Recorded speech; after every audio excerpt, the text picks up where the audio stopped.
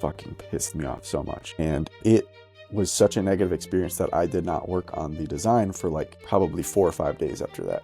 That experience really taught me something that I need to be careful with when I stop work. When I have that kind of experience where I'm running up against a wall, I cannot figure out what to do, I'm pissed, like I'm emotionally reacting to it, that's actually like the worst time to stop working.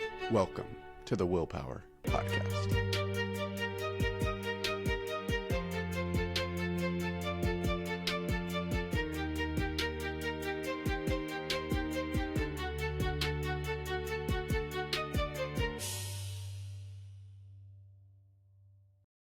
I am up in the attic today. I'm in my parents' house, staying here for the holidays, and I'm waiting. They live in Minnesota, and we had this insane snowstorm today. And so my girlfriend is actually flying here. Not at the moment. She's leaving probably in the next 2 hours or so, but her flight keeps getting delayed, and I'm hoping that it just gets through and goes smoothly. But we'll see. It's out of my hands. So I'm recording this. Yeah. And I'm just in this, I'm waiting. I am super full right now. I feel like that's holidays in general. And then also just being back in my childhood home, scene of the crime. It's hard not to eat bad when I'm here or just overeat, honestly. So that's been a thing. Also, if you can hear my voice, I'm a little bit sick. So this started a couple days ago. It seems like everyone in the family has caught something. It's just that time of year. There's something interesting with being sick for me, which I noticed today. Yesterday, I woke up early, did my meditation, got right to work. I got like a solid, I would say half or 3/4 work day compared to what I normally get, even though I'm home. And so that felt great. That was awesome that I was able to get some solid work done. And then today I woke up, my alarm went off, and I'd kind of thought this through last night. I was like, maybe I should sleep in, because yesterday I could already tell I was getting a little bit sick, runny nose, itchy throat. So I'm like, dude, maybe today you just sleep in. And so I slept like an hour past. I went to the sauna after my meditation. I didn't end up working, ended up being pretty lazy. We went for like a walk and that was it. And I noticed the typical self-talk about what I should be doing. I should be working. I should be doing something productive, something good. That was coming up. But then there was also the, hey, you're sick excuse coming in there as well. Like, oh, you're sick. Don't worry about it. You're good. And it's an interesting thing to bring up, because depending on how you look at it, so different people will label these voices as oh, you shouldn't be telling yourself that you need to be working or need to be productive. And then there's other people who are like, oh, don't let the inner bitch make those excuses for you. Oh, you're sick. You can do this. That's okay. But it's just something to notice. I don't necessarily think that first voice is wrong. When I am living this way where it's not that I'm not working, because I don't place 100% import on work. It's this mindless time, this dead time. I think there's someone who talks about, I think it's Robert Greene. I didn't read it from his book, but I've heard it talked about.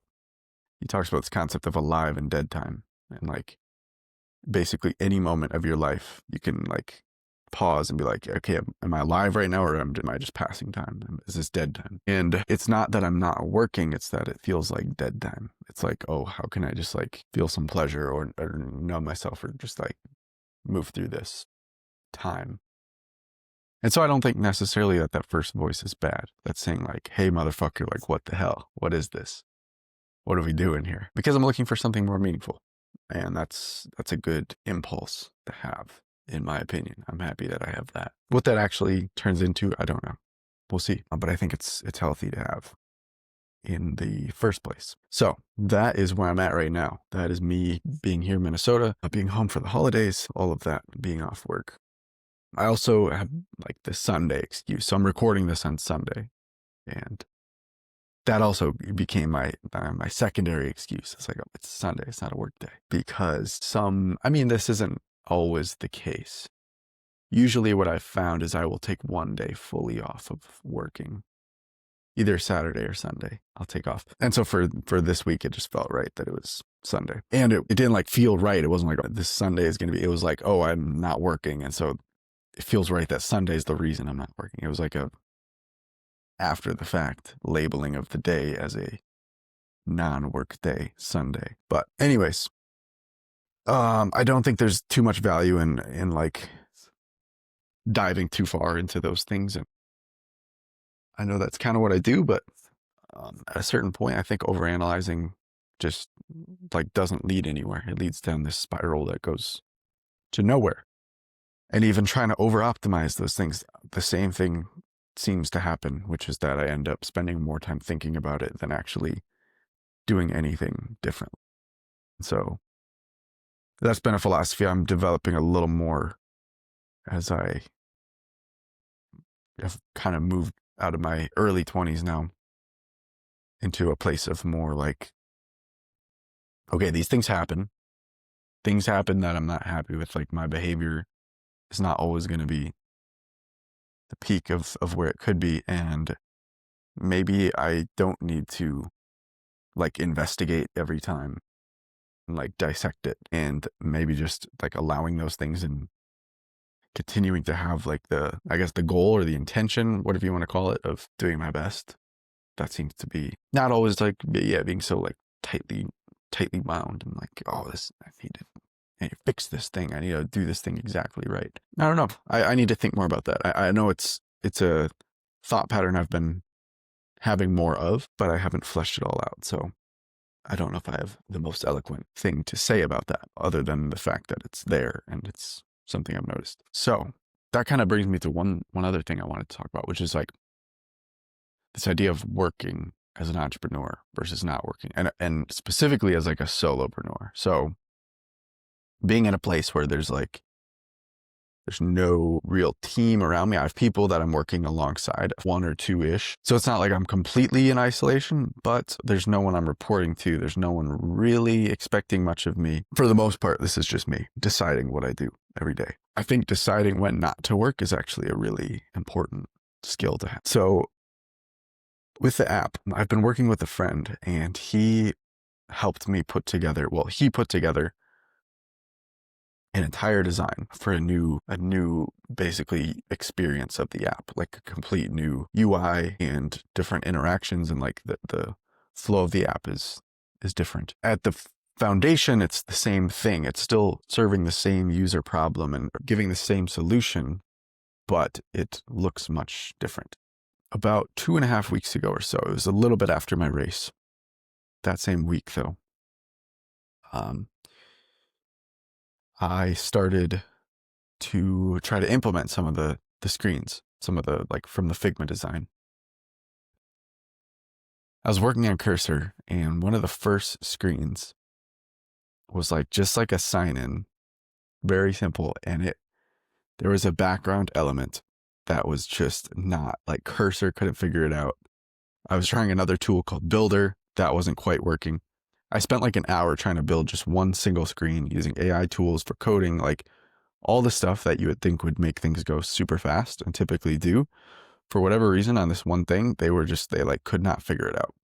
And so as an engineer, like it's bouncing from AI to actually digging into the code there's like a bit of resistance. I would like to say that I completely know every line of code that goes into my work, but that's definitely not the case. And so I spent that hour, did not end up with a screen that fit the Figma design, and it did not look very good. And I was just like, it fucking pissed me off so much. And it was such a negative experience that I did not work on the design for like probably 4 or 5 days after that. I actually tried to hire someone to do it for me, to do like the new UI. So that experience really taught me something. And what that is that I need to be careful with when I stop working. Because when I have that kind of experience where it's just like I'm running up against a wall, I cannot figure out what to do, I'm pissed, like I'm emotionally reacting to it, that's actually like the worst time to stop working. There are moments where maybe you go like, okay, like I got to take a step back. I'm getting too ramped up about this. But stepping away after that without like a plan for like, okay, I'm going to come back at it this way. And that's dangerous because in my mind, I built this like whole new UI thing up to into this like monster that was like, okay, that one screen, I couldn't even finish in an hour. This entire project is going to take me like months. I don't see how I can like realistically go at this because of how difficult that was.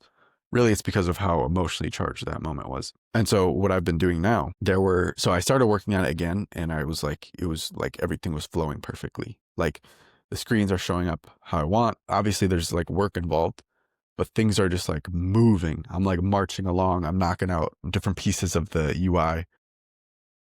It's like fucking awesome for like a few days. And on one of those days, I had worked however many hours, and I was like, I want to keep going. I could tell like I could keep working on this. There's not like the normal part of me that's like, I'm sick of working on this was not there. It was non-existent. So I realized that I could keep working. I could go for another hour. And I consciously did not do that. Now, on one hand, there's the argument like, oh, when you're inspired, you should follow the inspiration, keep going. And I was definitely inspired.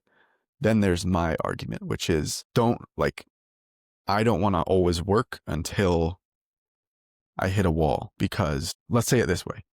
If I know I'm close to running out of energy, I might not want to run it all the way out.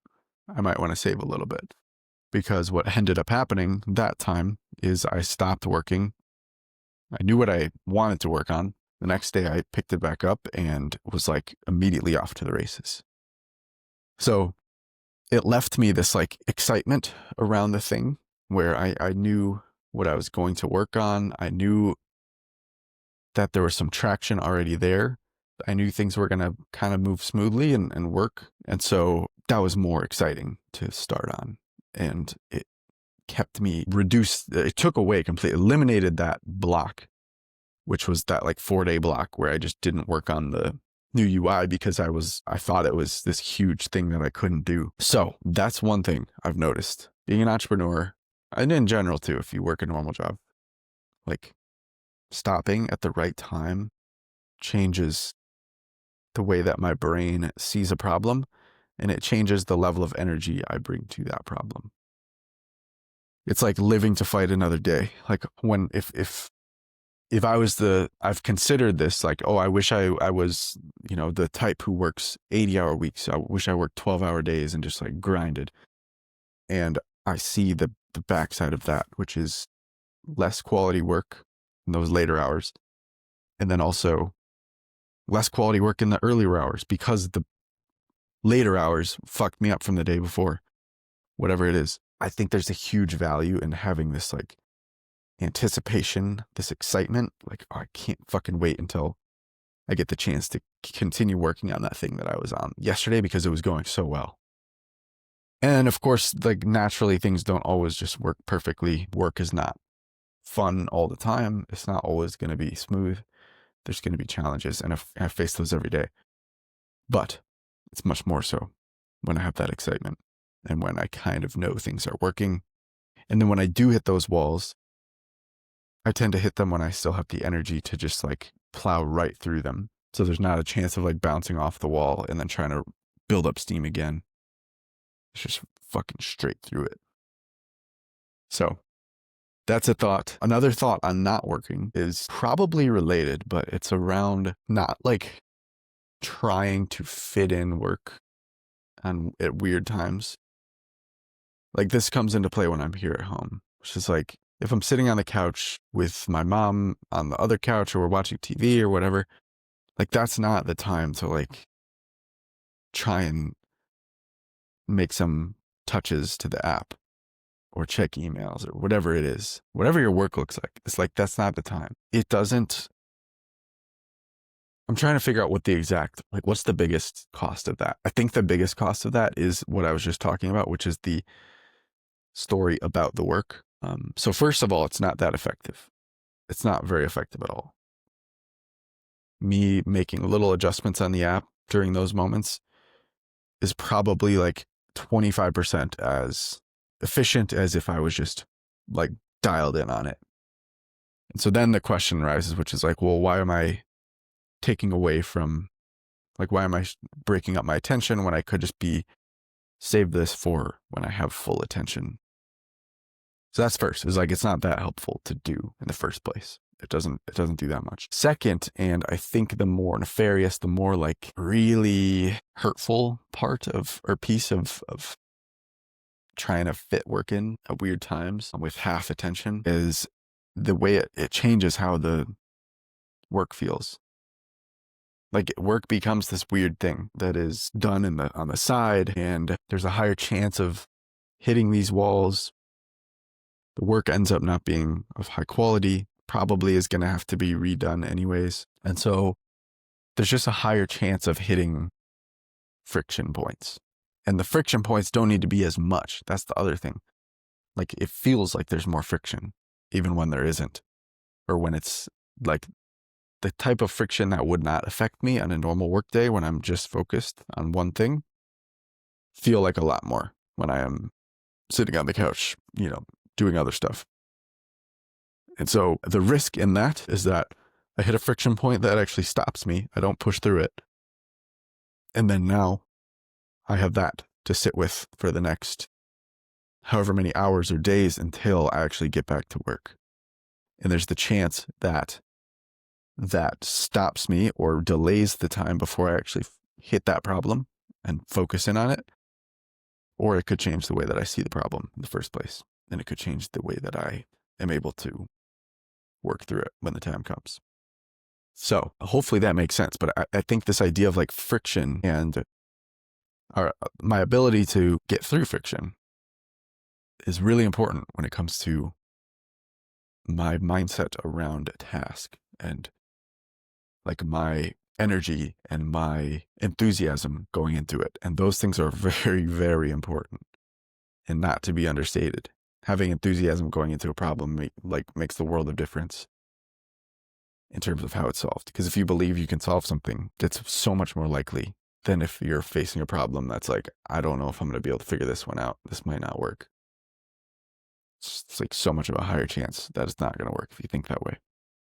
So enthusiasm and energy are killed by trying to multitask work or sneak work in at random times without full focus. And those things are higher. Energy and enthusiasm, much higher when you are zoned in.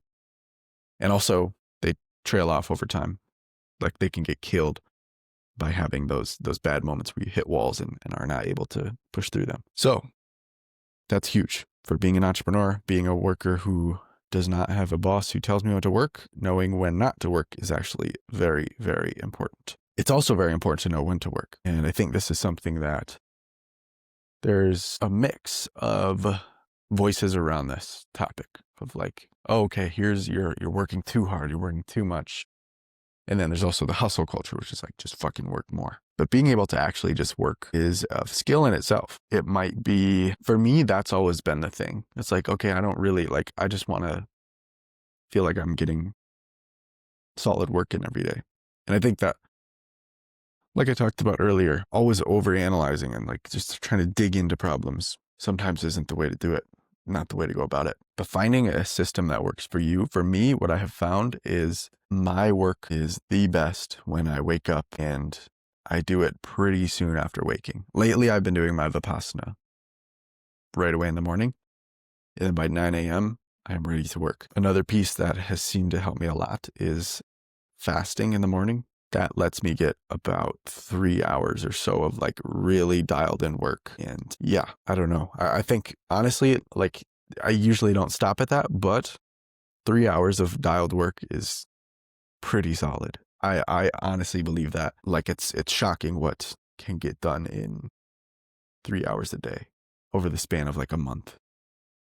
The amount of work, the creation you can come up with is not to be understated. But yeah, find the system that works, find the time, create a schedule, eliminate the distractions, build in that like time where it's just you and the task. Another thing I do is I always set 1 hour timers. I always work in 1 hour chunks. And what that does, not only is it like a good reminder that like I'm working, I set the timer, or like just like a admin type of like, okay, I've worked 1 hour and then I mark it off, and I can like kind of keep track of how much I work. I know how much it is.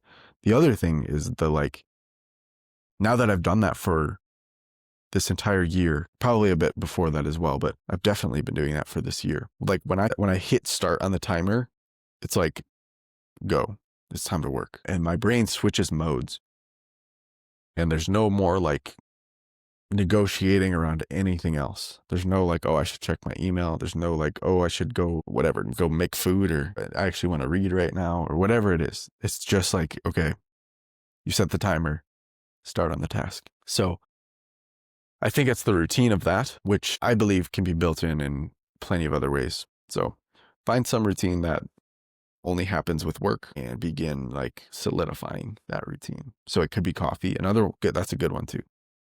It's like, oh, when I make coffee, that's work time.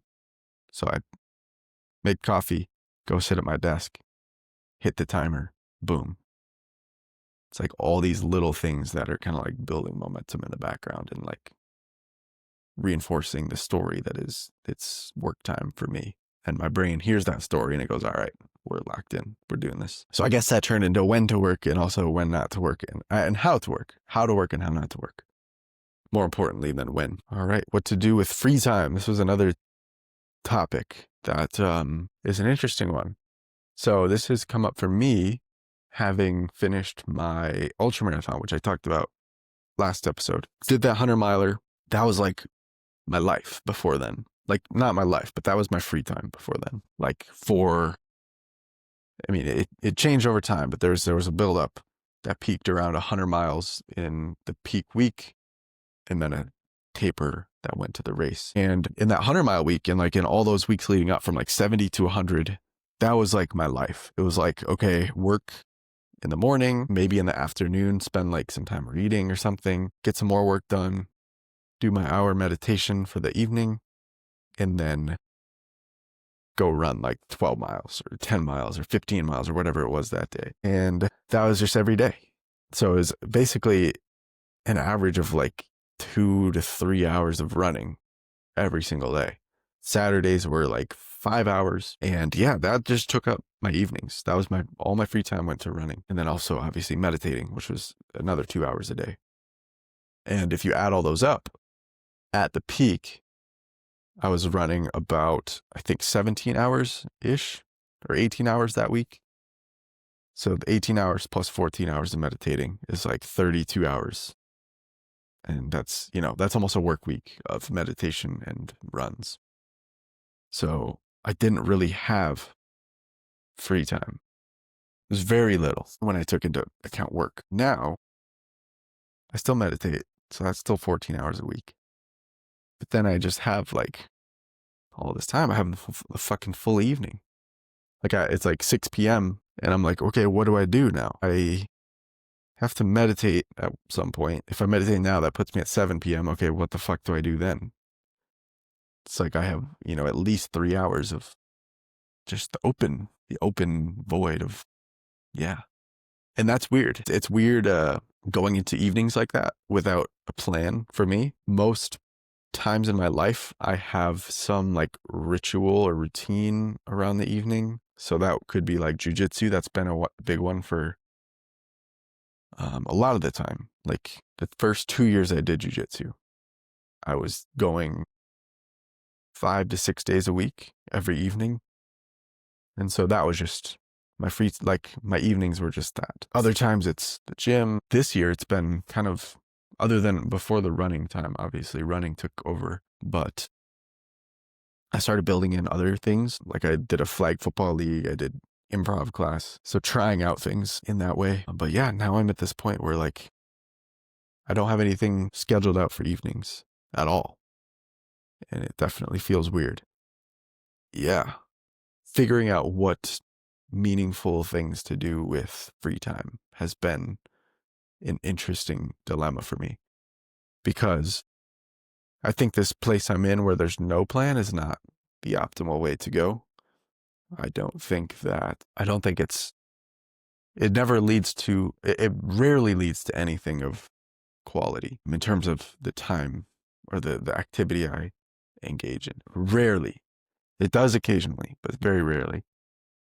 And so I think the way to go for me is definitely planning and like creating some kind of routine or schedule. And that's definitely what I'm going to work on. Obviously, I'm in Minnesota now, so it's not something I can change right now, but I suppose it is definitely something I can plan out. But yeah, creating meaningful things to do outside of just work. I've found in my just kind of like thinking through this, I have found that I am looking for things that like involve building, involve like progress. I do not want hobbies that are just for the fun of that moment. Like that's great. That's cool. But for whatever reason, that doesn't motivate me. And so I definitely want to find things to spend time on that involve working towards something or like building in some way. So even if it was, let's say flag football or basketball is one I want to start doing, that involves like building a skill, working towards something. There's like a clear progression. Another one is continuing with stand-up comedy, doing just regular. I think even just if I was just doing it once a week, that would be awesome. But there's like a clear progression there as well, which is like, oh, I'm building stage comfortability, joke rating, all of that. There's like something I'm working towards and getting better at. Then there's definitely other ones I have considered, and yeah, it's really just building that out and then fitting it in with, the other things I do, like continuing to go to the gym, which has been something I'm doing again, just like normal lifting. Hopefully getting back to running soon. I'm almost there. I can run like a block, and then I have this like weird bone in my foot that still hurts, and so that starts to flare up a little, but that's coming back. So all the fitness stuff is great, but again, I would love to throw in some other stuff. There's some other things into the mix. I think that could create just a more balanced life, a more fulfilled and interesting life that involves like focusing on one thing primarily in terms of work and like production, but then also includes supplementary activities that are not meaningless, that are not like, oh, I just watched this TV show.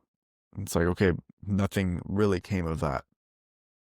Having something that I'm building towards, that again, like I can't really explain it because being better at basketball doesn't like change my life, but the activity, the part where I'm like motivated to continue doing it, that part feels like it's important. Like it actually changes the experience, and it changes the way I see my life when I think about having those things. And when I do have those things, it feels that way.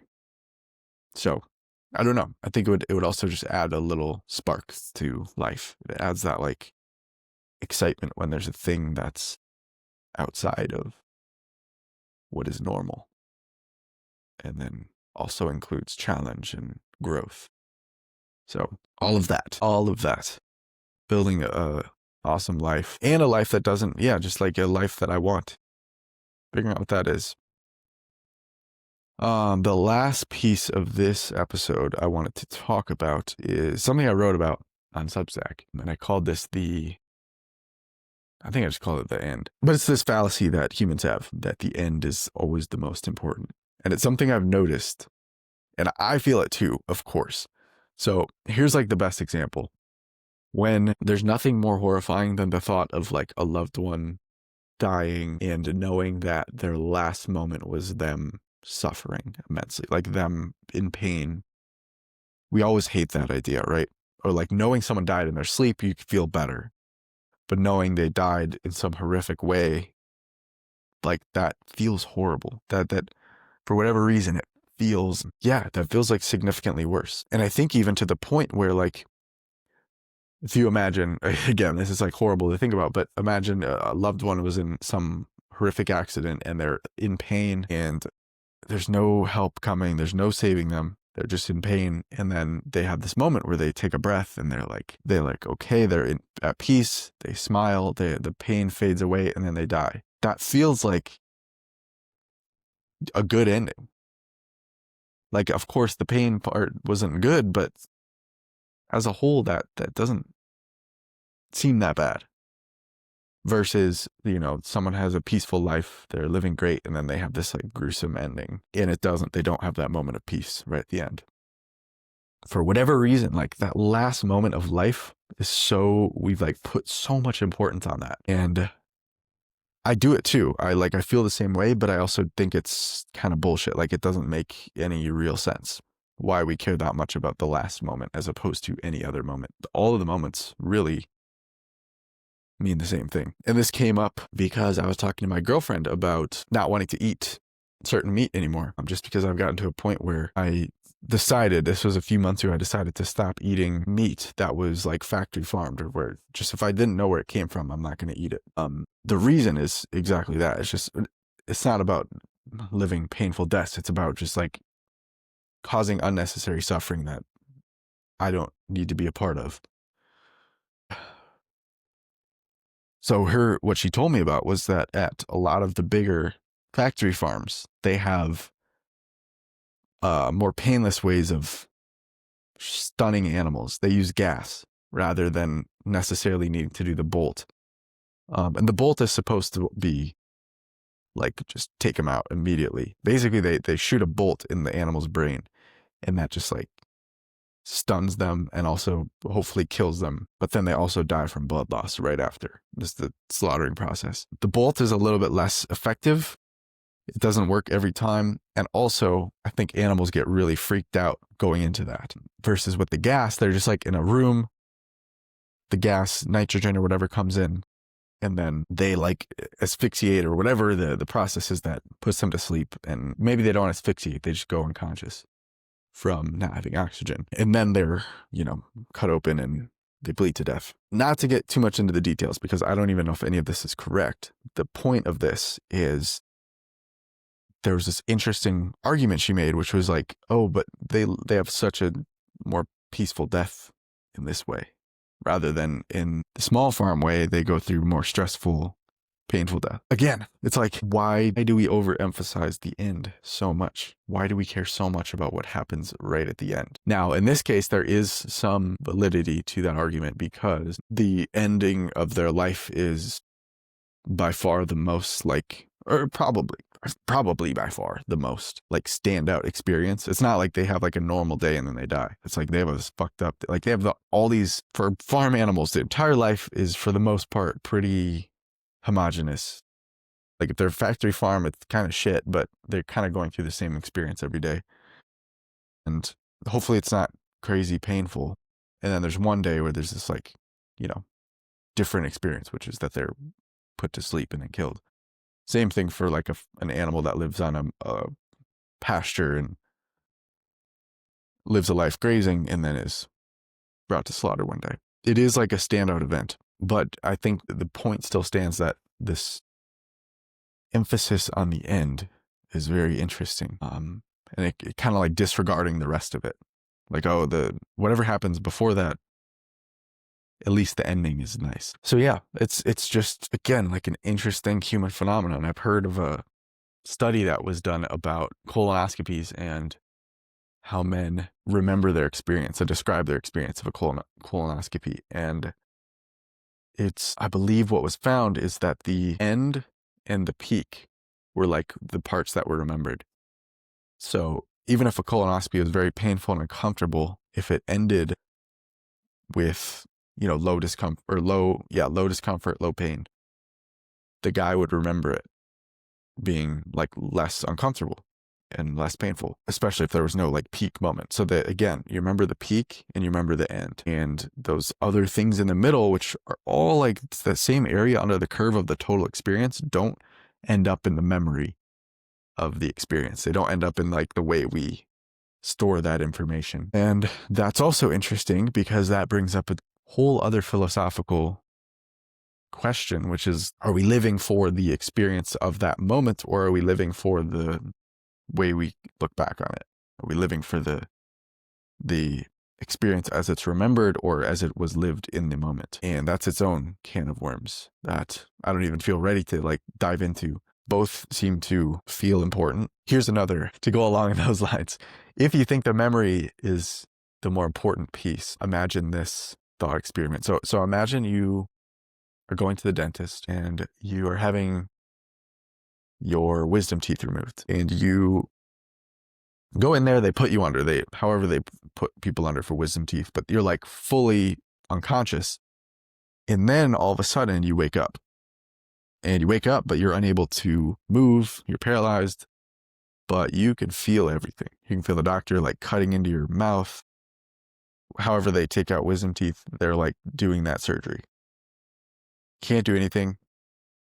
You're just experiencing pure pain, not much else. So you go through this horrific experience. You wake up and you have no memory of it.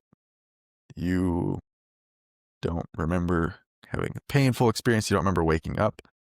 You feel as if you just went unconscious, came back, your wisdom teeth were out. What's the experience there? If memory is everything, then that is the exact same as any other experience that we have when we go to the doctor and have surgery or whatever it is. Go to the dentist. But it doesn't seem that way, right? Because you still went through that experience in the moment, though it wasn't saved. No piece of that was remembered. And by the way, this is possible.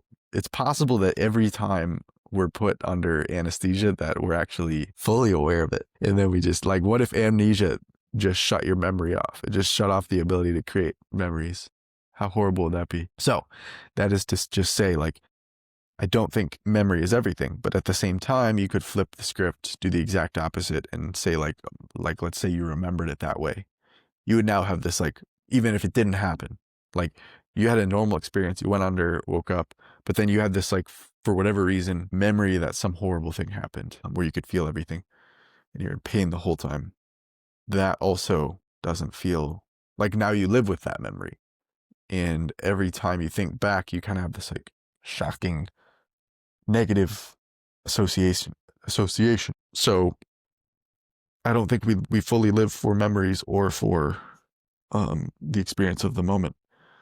But that makes it, that means that this thing is important. It's important that we're remembering the peaks and the endings, and maybe we should focus on how to like better encapsulate an entire experience and better store the information that we want rather than just the peak in the end. I'm not fully sure what that actually means or like how to do that. But I think something about experiences is we remember the moments where we like become aware and when we become really a part of the moment. So sometimes like stepping out, feeling gratitude, feeling like I'm in this moment, I'm aware of it now, I see this is happening. Those moments stand out too. So it's been a whirlwind of an episode. Hopefully there was some value in there, something interesting to take from it. And yeah, it's a few days after Christmas. I think it actually will be New Year's Eve when this comes out. So it's exciting going into a new year. Happy New Year's, everyone. I hope everyone had a Merry Christmas or whatever holiday you celebrate. Or if you don't, then happy winter. All right. Bye, everybody.